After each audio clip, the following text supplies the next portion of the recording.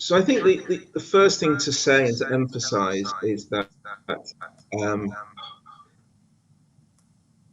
part-time students are very different in their requirements from the university and the way that they're going to be undertaking their research.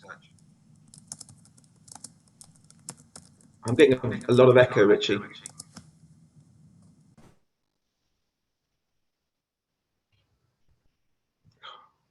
So I'll press on anyway. So different to the typical studentship where you undertake a 3-year full-time period of study and submit your thesis after that. That's a very sort of relatively well-trodden path, and most people will follow the same sort of route. When we're coming into part-time studentships, it's a very different, and it will vary, and I'll try and sort of unpick that a little bit. We normally refer to part-time students as members of staff of the university, or people coming from the trusts, the local trusts, with a medical, dental, or allied healthcare professional background. That's not always the case, but that's the usual mix of part-time students that come through the university. And they all have very different and non-standard requirements from their PhD programs. And therefore, it has to be sort of somewhat bespoke depending on the needs of the individuals. So, for example, if you're a medical graduate coming with a 3-year MRC fellowship, essentially that will be like a full-time studentship. You'll have 3 years dedicated to a PhD, full-time research. But even though it's full-time, it would still be classed by the university as part-time because you're a member of staff. Neil, just where someone else may be coming. There's no screen sharing happening, just in case. Is there not? No. Sorry. Let me try that again. No, it doesn't seem to be let me. I don't know why. Do I need any special invitation to share my screen?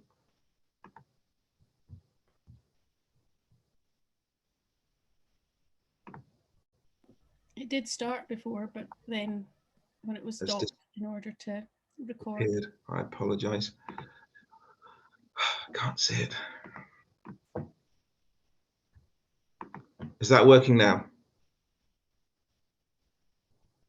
Is that working now? That's working now, Neil. Yes. Yeah. Okay, brilliant. Sorry about that. So, as I was saying, it varies from maybe something that looks very much like a full-time 3-year studentship to somebody who may, have clinical duties for half of their time, have, maybe 2 days a week that they can do their research. There may be overlap between the clinical duties and the research that they're doing, and that may take much longer to complete the research. So we need to have great flexibility in working out a program that fits everybody's requirements. And the graduate school, I'm sure Alison will agree, will work with you and with your supervisors to be as flexible as possible to fit the needs of your requirements.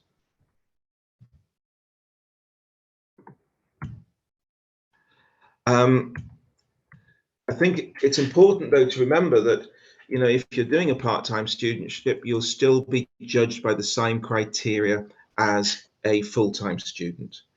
And there will be an expectation that you'll produce a doctoral thesis, which should be a body of work which could be produced by a capable, well-qualified and diligent student who is properly supported and supervised. That could be produced within 3 years of study or the equivalent part-time study. And I guess there's a really important thing to pick out from that is, as well as, the onus on the individual student, it also requires appropriate support and supervision to deliver this successfully. And I always, with my students, when they're going in for their vivas, I always feel as nervous because if they don't do well, it's almost a reflection on me as a supervisor that I have not provided them with adequate support and supervision. To enter into the programs, the entry criteria is the same as for a full-time student. There are 2 selectors from the graduate school who would look at the application and ensure that the entry requirements are met. I'm not going to necessarily read through them, but it does require initial degree, or in some cases, it can be equivalent experience if some people have gone through a program of their career that they haven't actually undertaken a degree.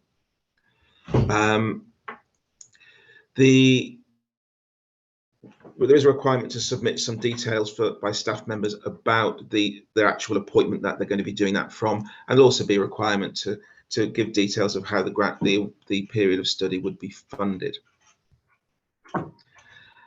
Staff members do need to be in employment, either within the university or within one of the local trusts. It doesn't have to be for the whole protected or projected period of study, but it needs to be at least for 12 months after the application period. You don't need to have a guarantee that you're going to be employed for 6 years. When you start your project, you will be required to submit a learning agreement to the graduate school. And then there's an approval process that you'll need to go through.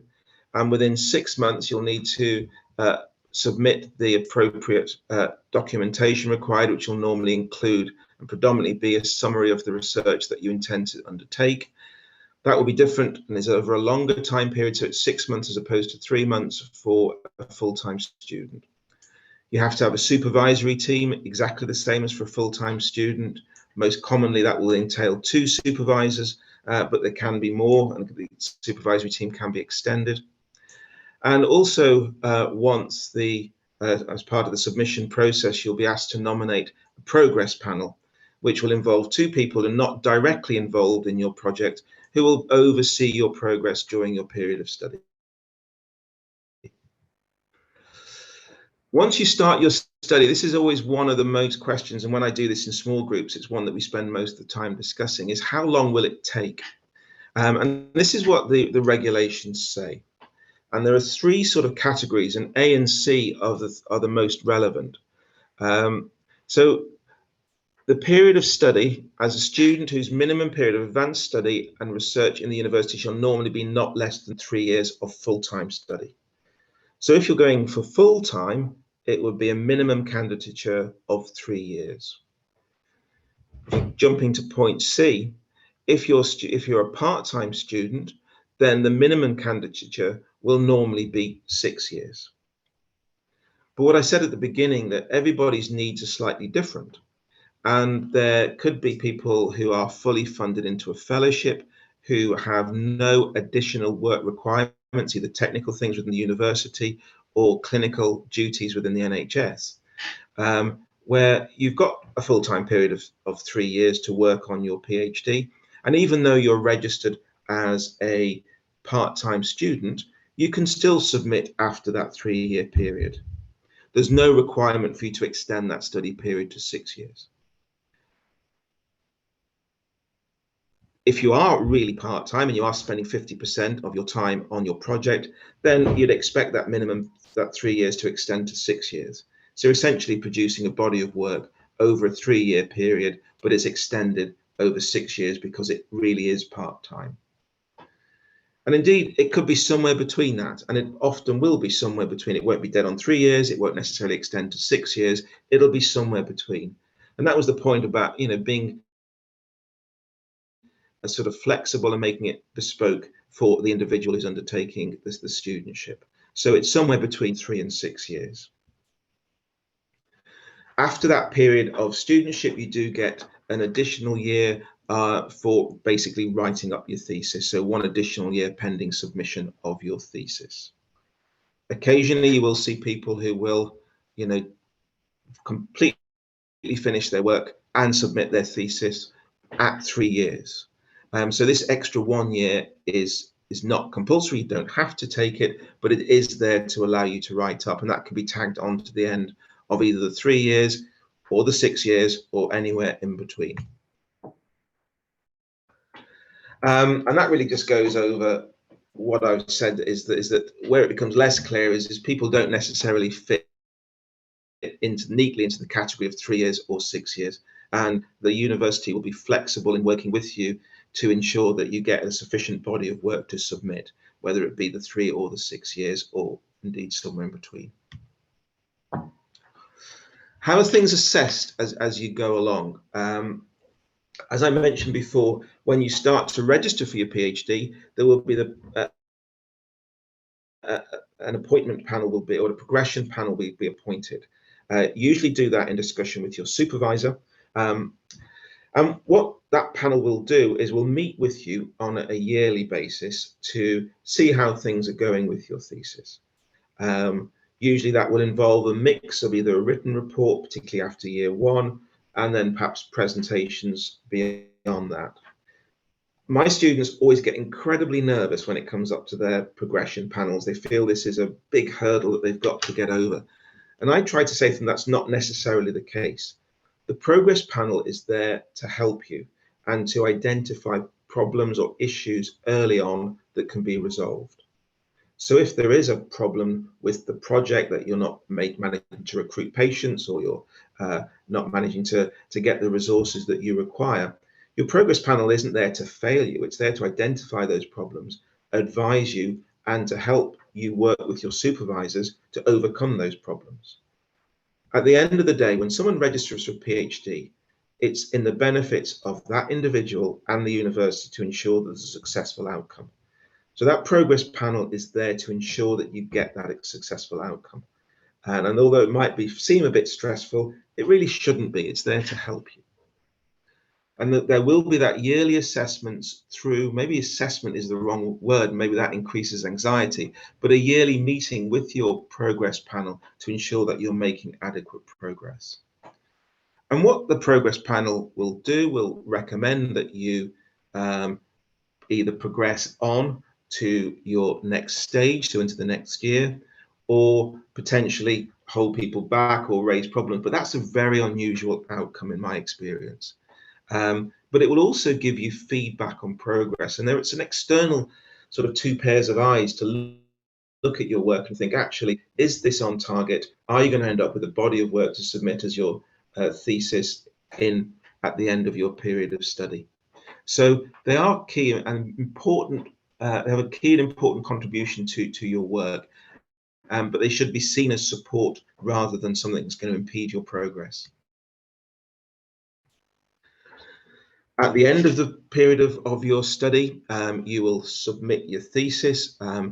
Again, breaking it down to A and C, which is relevant. It would be after 4 years of full-time study, and it could be after, but if you're a part-time student, you do have more flexibility. That can extend up to 7 years, but because you're part-time, it doesn't mean it has to extend up to 7 years. And I don't think I've ever had a student who's required a whole 7 years as a part-time student to actually submit their thesis.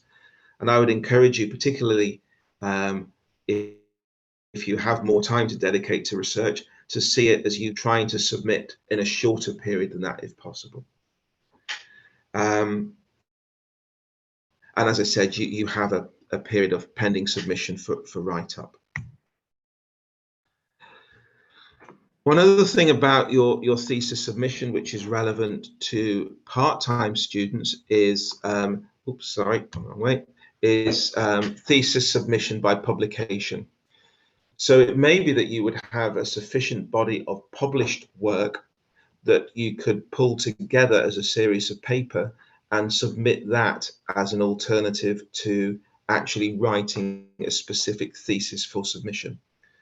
Now, Alison may be able to comment. I've never experienced that. I've probably supervised 20 to 30 PhD students, and none of my students have submitted in that way. So I think within the Faculty of Medical Science, it's relatively unusual, but it is a possibility to do it, to submit your thesis as a series of publications.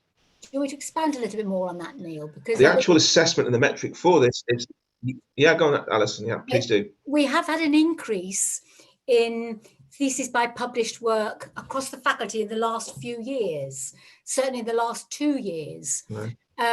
This is only eligible to staff within the university, and within our faculty, we would normally we would accept 4 publications as the minimum. And the way it works is that, you fill in some documentation that that confirms your contribution to each of those publications, and you put them together with a literature review, unless you've published a literature review, to place it in context, and then a critical evaluation at the end. And those additional components are up to 10,000 words. but the body of work is assessed, as Neil said, in the same criteria as any doctoral thesis. Yeah. So essentially, I'm sure Alison, you agree, it shouldn't be seen as an easy way of doing it. It's got to be a body of work that's equivalent, and your contribution to those publications would need to be equivalent to a minimum of 3 years' work. Is that right, Alison? That is right, and also the confirmation of your confirmation of your contribution to each of those publications would need to be confirmed by, if there are any other joint first authors, by senior authors, and also corresponding authors. So, and this is something that again is looked at during those annual progress reviews that Neil talked about. So you don't register for a PhD by publication. It's something that can evolve over time, and it would be your progress panel members that look at the body of work, and they would recommend if they think it was sufficient for a doctoral thesis. I mean, really all it would save you is actually writing the thesis at the end. That the bar is similar in terms of the work that you'd have to produce. And yeah, I can see how it can work, but I don't think it's not necessarily as straightforward as it might seem. It's not just publishing 4 pieces of work, pulling them together, and you'd get your thesis. There's quite a lot of work around that, and I think particularly confirming what your contribution to each of those published pieces of work would have been. Neil, I've just been asked to mention that the same applies to an MD thesis. Yeah. So the criteria is maybe slightly less. It's usually 3 publications, but again, it depends on the individual publication. So those of you that are thinking of applying for an MD, which is obviously the equivalent of 2 years full-time and 4 years part-time, then the same, we do allow staff candidates who are doing MDs to submit by publication as well. Yeah. So this is, I'm sorry, I haven't focused on PhDs, and I apologize if for people considering MDs, but yeah, it's basically a similar criteria, but slightly shorter. So if you're thinking about generally doing a part-time PhD, I just highlighted, some questions that you need to think about at this stage, moving forward with your planning of your PhD. I think how long you think you're going to be able to allocate to that. Is this 3 years? Is this 6 years? What proportion of your time will you be able to dedicate to the research work? If you are able to dedicate all of your working time to your project, then it could be 3 years. For many people, that's not possible, so you'll have to extend beyond it. But you don't have to necessarily say that now. You'll be registering as a part-time student, but you do need to be thinking about the time course. If you're going to think, if your job is only going to be for 3 years and you're then planning to go somewhere else, then doing a part-time student and thinking of 6 years, that won't work. Clearly other people will have lots of other plans for starting families, doing other things. So you need to give that some thought about what the time course will be for your research work. And key to that is how much time will you be able to spend on your project. As I mentioned, if it's a 3-year fellowship, then you would expect to spend 100% of your time because you're funded to do that work. But for many part-time students, either staff within the university or within local trusts, you will still have other duties to do. So if you're working as a technician within the university, you may have core responsibilities that you need to fulfill that might take up 2 to 3 days a week, and you'll only be able to work on your project for half of the time. Equally, you might be a technician who has responsibilities which are very much specific to the project. So you can't actually disentangle what your technical responsibilities are and what your project work is, in which case you may be able to allocate more of the time specific to your project. Similarly, if you're coming from the NHS background, what level of clinical responsibilities will you have? Will there be overlap between your research work and your clinical work?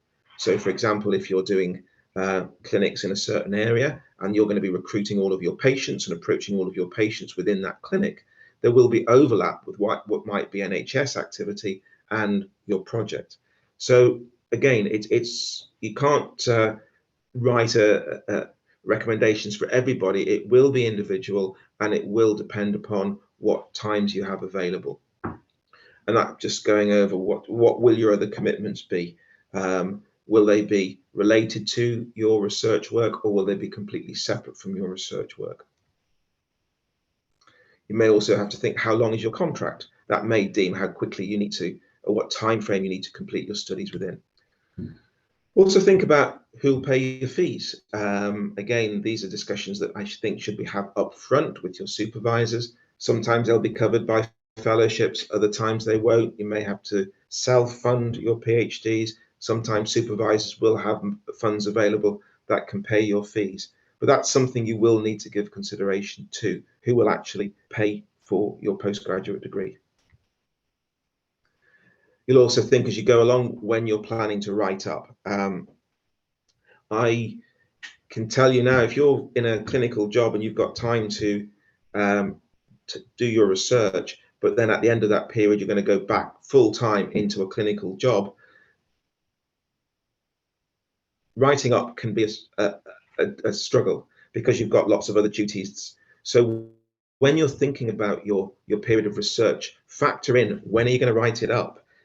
Sometimes, you will get that extra year from the university, but if you've got a job, a full-time job, maybe commitments outside of work as well, when are you going to find time to write your actual thesis? So when you're planning, factor in time for this.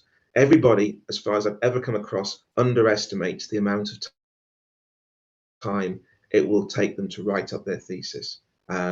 It's, you're probably looking at, a minimum of 3 months, maybe up to 6 months. And with that in mind, I'd also encourage you, if you get the chance, to write as you go along. Unless you're doing something that's really cutting edge science, much of the work that you put into your introduction would almost be the same now as it will be in 3 years' time. So think about writing up as you go along. Methods, they're not going to change. So keep your writing going along. This is from experience. I take my word for it. It took me 2 years to write up my thesis, going back into full-time clinical training. Some tips. You need a good relationship with your supervisor. I think perhaps even more so as a part-time student, where there is going to be all these considerations about what proportion of your time allocated to research. But a good relationship with your supervisor is key to the successful outcome of all PhDs. It's not, but maybe even more so for part-time PhDs. Have these discussions up front. I've certainly come across one instance when the sort of these discussions were had afterwards, and it was sort of, oh, I didn't know I'd have to be doing this, or I thought I'd be able to allocate more time to my research, or I didn't expect to have to do these additional duties. So have those discussions up front so you both have a clear sort of map of what's going to go on in the sort of the period of your study.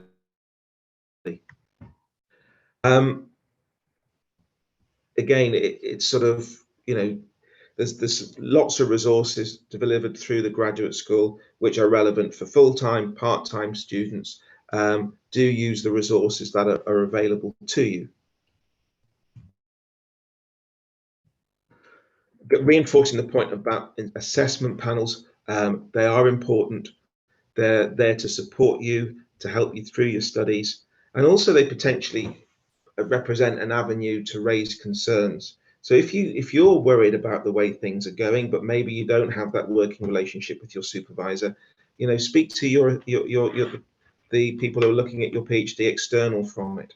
So hopefully that wouldn't be an issue, but use those panels to assist you through your PhD. Also, you've got Alison and her colleagues in the postgraduate office. Use them as a source of information, get advice, particularly when it is a little bit more complex. And when the arrangements for part-time studentships are more complex, go talk to them, get sit down with them, get advice as how the best way to manage your PhD. And I'm sure Alison would agree with that. And again, start writing up early. Particularly in some situations, you may not have dedicated write-up time. So keep it going through the period of your studies, and try, if possible, to identify time where you'll be able to keep or you'll be able to finish the write-up of your thesis. That's all I was going to say. I think Alison's going to say a few things now. I will stop sharing my screen, but I'll be around afterwards when Alison's finished to take any questions. or any points you want to make. Thank you. Have I stopped sharing my screen? Yes, you have, Neil. Yes, thank you. So just first of all, just go through some of the questions that have come through the chat, either directly to me or in the open chat. Eligibility as a staff for the PhD by published work. By staff, you can be a research associate, a technician, or NHS staff. So as long as you're actually classified as staff. Another question was, what if you've already got publications? Well, first of all, the publications need to be directly relevant to the study you're undertaking for your thesis. And we will allow publications, they can be backdated up to 12 months if they've been published 12 months from your registration start date. So obviously, you know, if you've published papers a few years ago, then they're not eligible, but we will permit them to be 12 months, backdated 12 months from your registration start date. The other thing I wanted to mention, yes, again, with the miniature candidature, obviously the university will always insist on the equivalent of 3 full years of tuition fees. But on occasion, we feel, and this is particular with some of our NHS part-time students, that they feel they wish they need to return to the clinic a little bit sooner than they'd hoped. And again, we would make a concession for an early submission, as long as, again, as the progress panel and all parties agree that the body of work is of a sufficient standard. I know Neil's covered all about the annual progress reviews that you'll be undertaking in the future, but just to also reassure you that through Rich's program, the skills development program, we run a lot of workshops and sessions about the annual progress reviews. We run a session about preparing for the first year review, a separate session of how to write your reports for your reviews. So there's a great deal of support for you going forward to support you preparing for the annual progress reviews. So they were the answers I had to the questions. So I've just got a few slides here for information, really.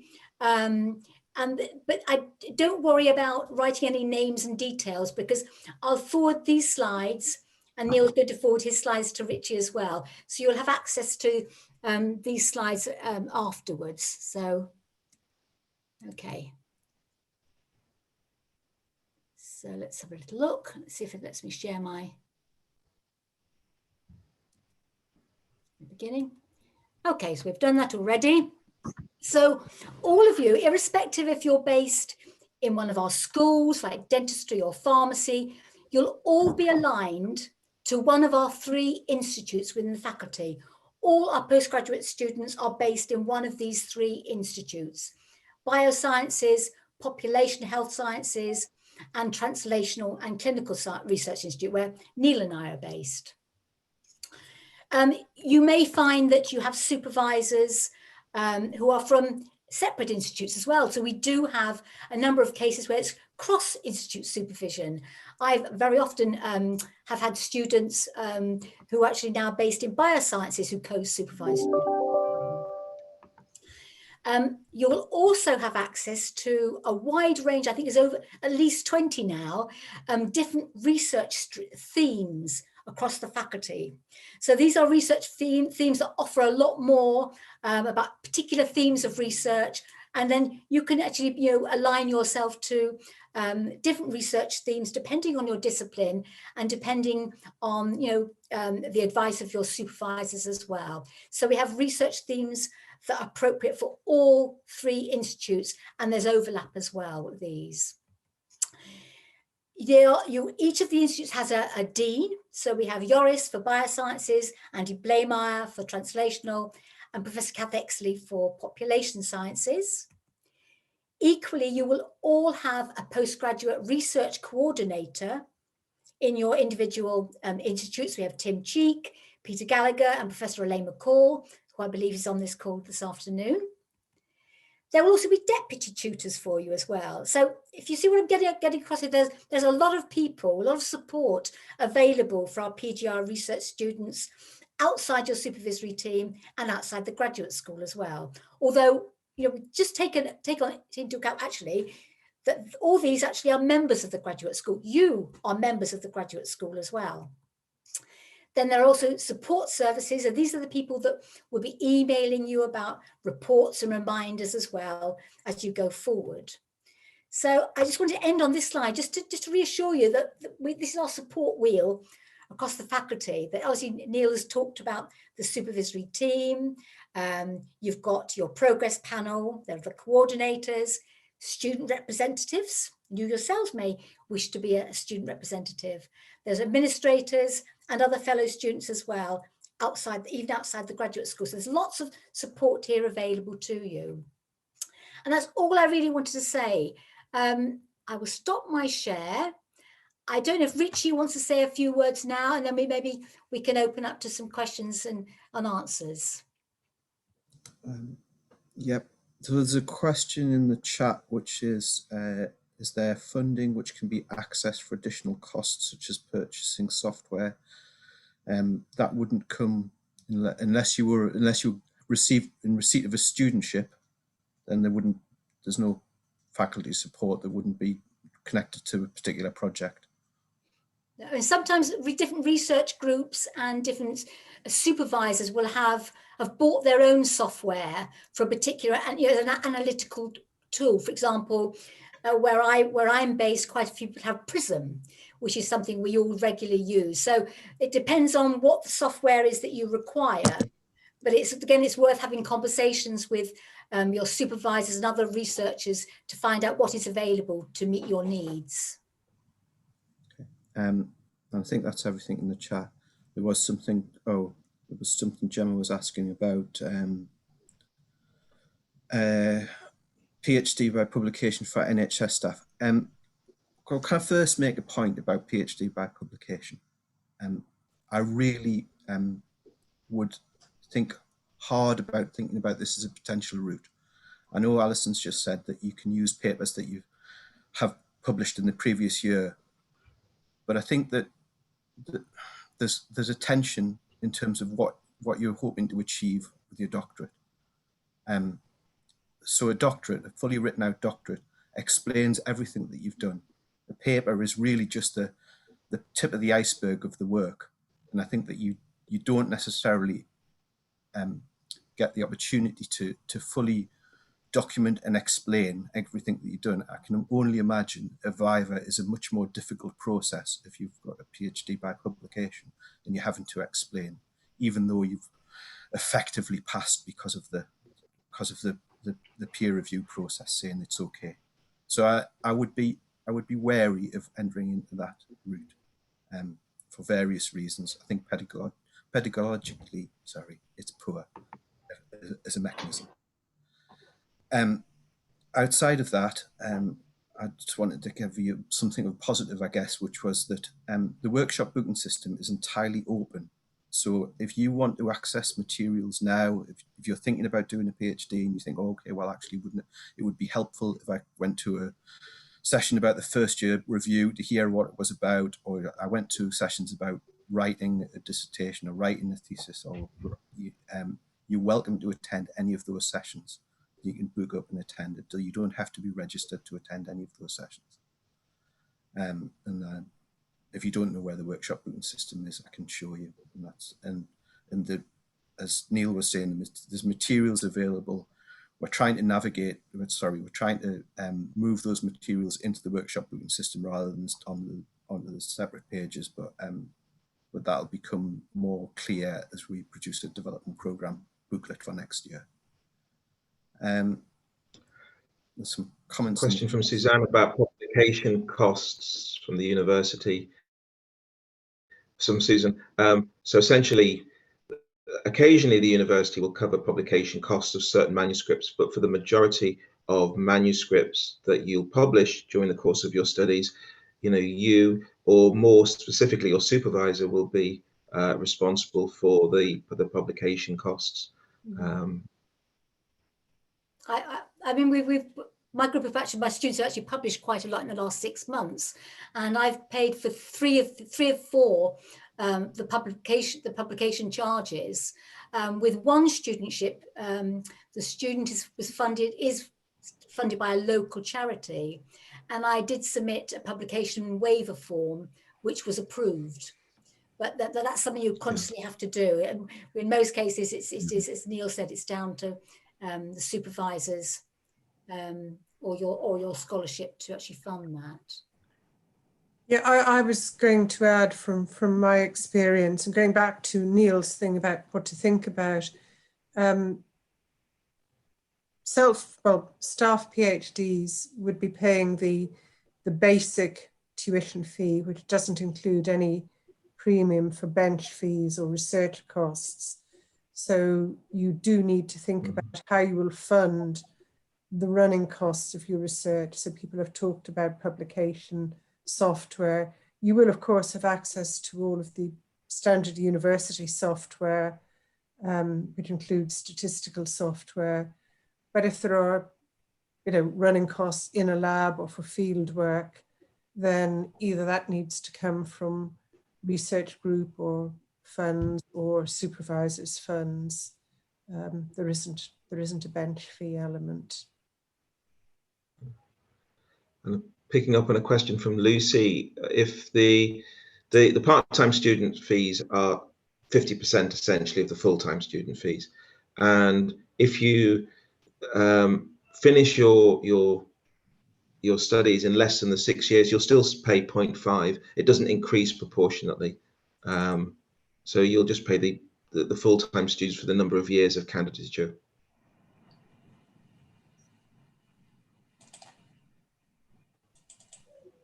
Okay, so picking up on Tim's question about writing a research proposal, I would strongly encourage you to start the conversations with who you think might be a supervisor for the project, and talk to them about the research that you'd hope to be doing and what you think might fit into it and what a good proposal sounds like to them.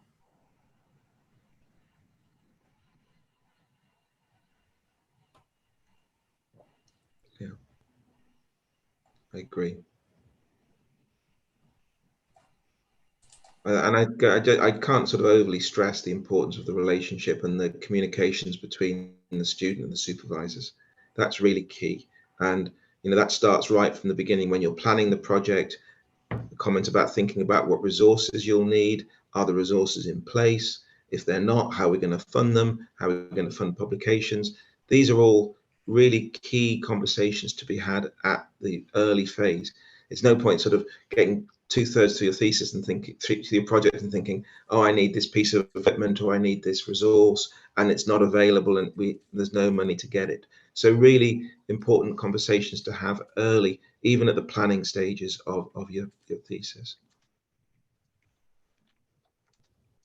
So there was a question on how long does the research proposal need to be? Elaine, Alison? Yeah, I was in the point of typing in an answer. My personal view, Alison may want to add, at the stage of the application, the main use of the research proposal is to help us identify potential supervisors if they're not already identified through discussions. It's not a major part of the selection process within this faculty. The more detailed project proposal would come once you were registered for study, and the first 3 months of your studies would be spent working on that research proposal with your supervisor's support. And that project proposal goes to the independent panel of progress assessors that Neil referred to for their review and approval. So I personally certainly wouldn't be looking to a very detailed proposal at the stage of applying. I think it needs to be flexible. There's just one additional question from Gemma, which I probably maybe didn't explain it clearly. What I meant, Gemma, and anyone else is questioning about the PhD by published work.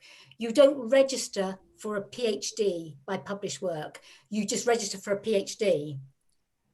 So the decision of whether the body of work is appropriate or sufficient for a PhD by publication, that happens further down the line in your studies, and that's what's discussed at the annual progress reviews.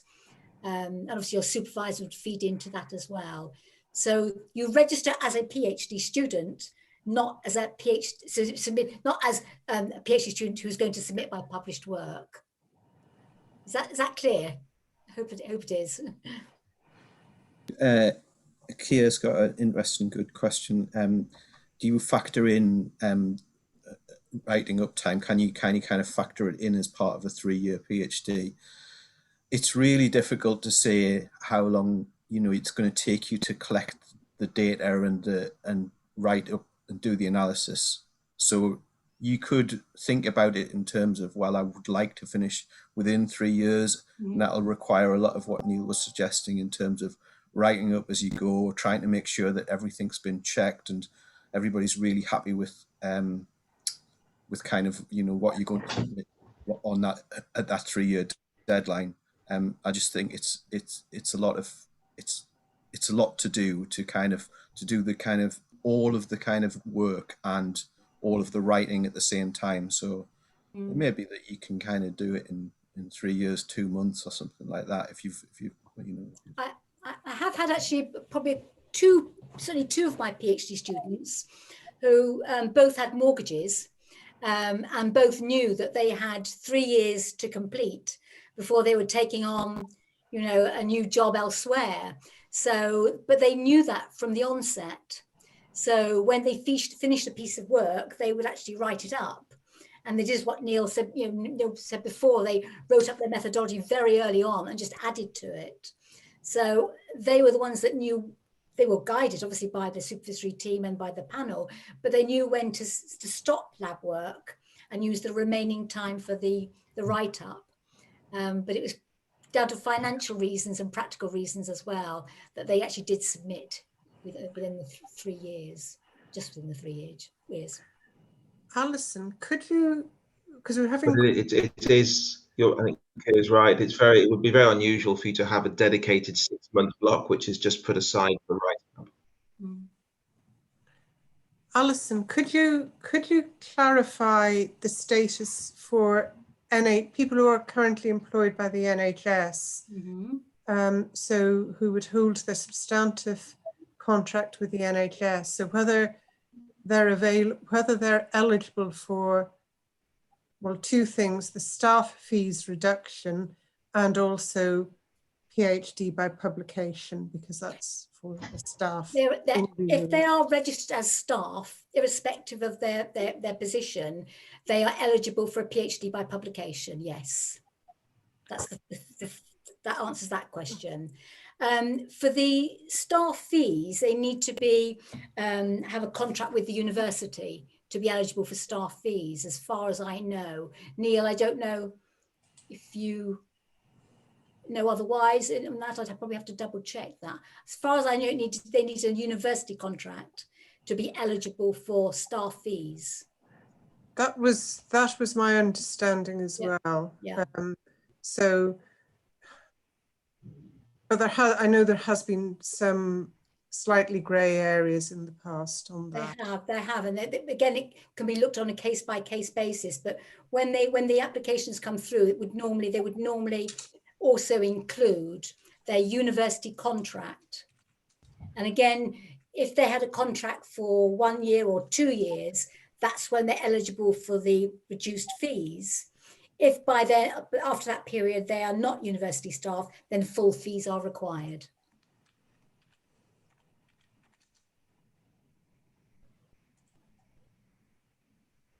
I'm not sure if we've got to the bottom of Kaylee's question. So what's the standard fee? What's the standard home fee? About 4,550 a year for full time. So part time, it would be 0.5 of that. It's in line with, it's the UKRI rate. So that would be what you would pay if you were getting a PhD loan to do it. And then if you went on to be a member of staff, then you would get a reduced rate. I don't know what that is. It's half. It's 0.5, yeah. But I think, Alison, correct me if I'm wrong, you can have a contract as well with a local trust and be in a clinical position and still also register. Yes, you can. Yes. Isn't that? Yes. So yes, we have quite a lot of NHS employees who are registered for PhDs or MDs, most usually part-time. So they do their NHS day job half the week and PhD or their MD the other half of the week. But they're registered because they're not university staff, they're not registered under staff regs. Isn't that correct? Mm-hmm. In terms of the fees, but they're still classified as staff. Mm-hmm. Yeah.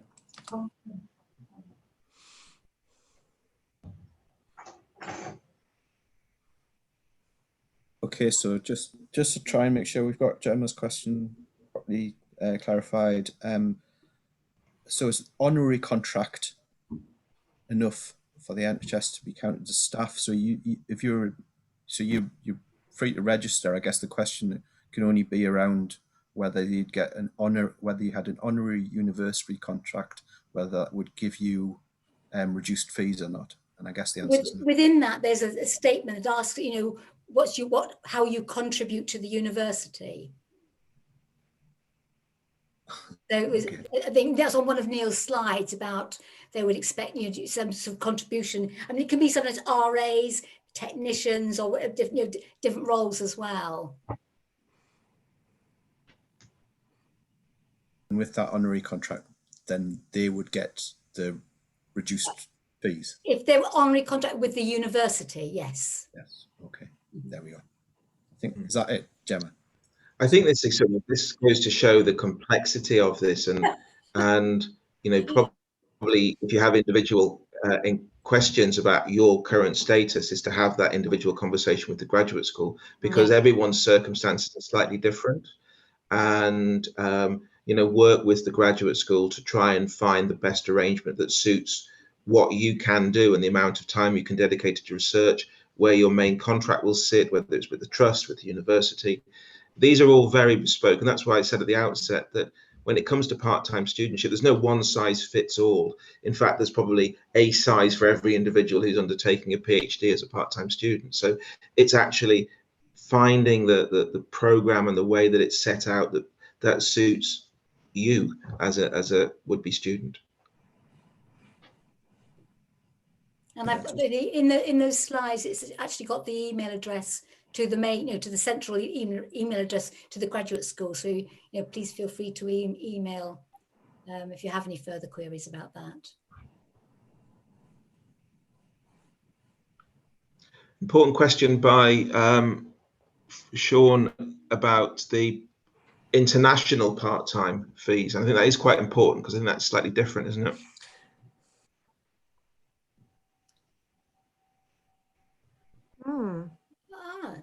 We've actually. I probably have to. Yeah, I don't know. I think they're the same as UK for part-time, but I might well be wrong. Normally, for people under student regs, we can't have international students who are registered under student regs because of their Tier 4 visa applications. Mm-hmm. However, if somebody is a member of staff who will be on a different type of visa, so international students who are under student regs pay international fees and have to be full-time because of the Tier 4 visa implications, is my understanding. Is that yours, Alison? No, I think that is the case, Elaine. Yeah, but whether an international member of staff who'll be on a different type of visa, what fee they would pay, I have no idea. Again, this is something we probably could Sean, we could actually ask the visa team here at the university about that. I'd have to double check. Sean, if you want to drop me an email, we can look into this for you. Oh, cool. Thank you. This is just something I thought of. I mean, I wouldn't be applying until quite a few years down the line anyway. Okay, but things might change anyway. Regulations do change on a yearly basis. Giovanni, the question about staff eligibility, no, we do.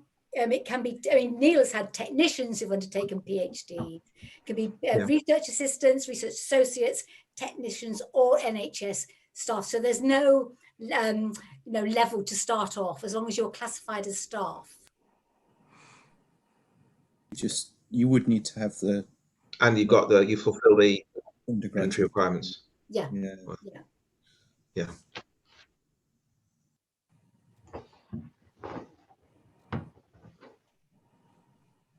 Okay.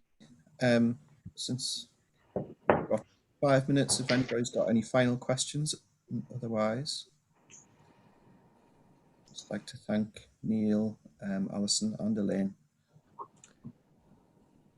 I mean, just to say, as someone who did their PhD by publication, I'm always happy to talk to people about that mode.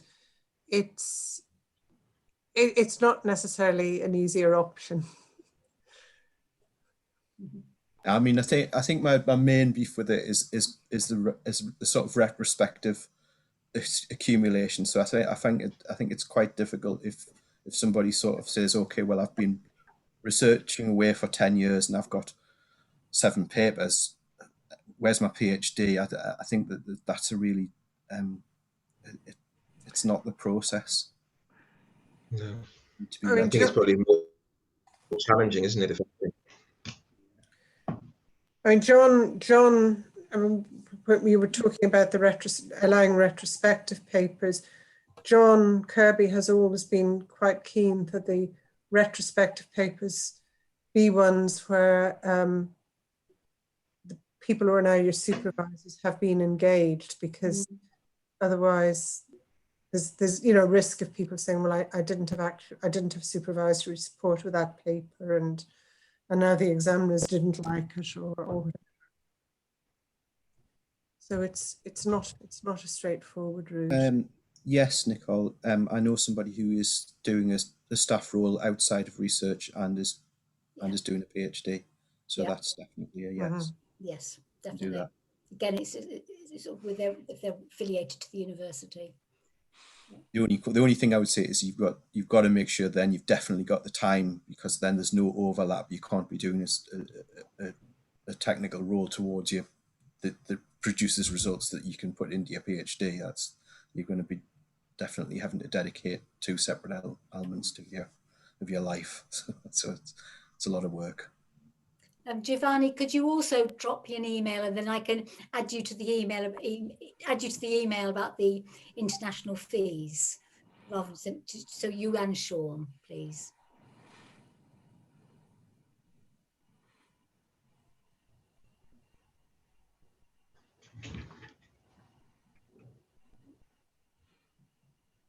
Okay, so I think that's. I don't think we answered all of Kaylee's question. Okay, sorry, go for it. Kaylee said, do staff go on to part-time pay as well as self-funding their PhD? Neil's probably better placed for that question, I think. No, you'd stay on your standard salary, and you'd have to, well, you may have to self-fund your PhDs. I've certainly tended to pay for my my technicians who've done part-time PhDs or research assistants who've done that, but you'd still get your full salary as a university employee. As I said, sometimes you'll have maybe a research assistant employed whose job is essentially their PhD, because that's what they're employed to do in delivering a piece of work. Other times it would be such that the person's expected to have technical support roles for other projects, and then we'll arrange for, say, 2 to 3 days a week to be spent on their own project. So again, discussions with your supervisors are key, but you wouldn't see a salary reduction if you were to register for a PhD. I often find it works very well, because it really incentivizes the research assistants and technicians to develop their project and to develop for their own personal development as well. So I've always been very supportive of people in technical or RA roles that have wanted to do a PhD. I think just to add to that, Neil, I agree, but I think in my experience, and you did allude to this, it can be very challenging if the topic of the PhD is nothing to do with your day job, if it's very different, and you're being expected to work 5 days a week as a, say, research associate delivering project X, then trying to carve out the time and get right work-life balance. So I have known some students, including one of my own current PhD students, who opted to change her working hours to reduce them from 100% FTE to 80% FTE. So she had to protect a day a week for her PhD, because if supervisors are expecting you to deliver their project 5 days a week, it can be, and you want to do something different for your PhD, that's when problems could arise.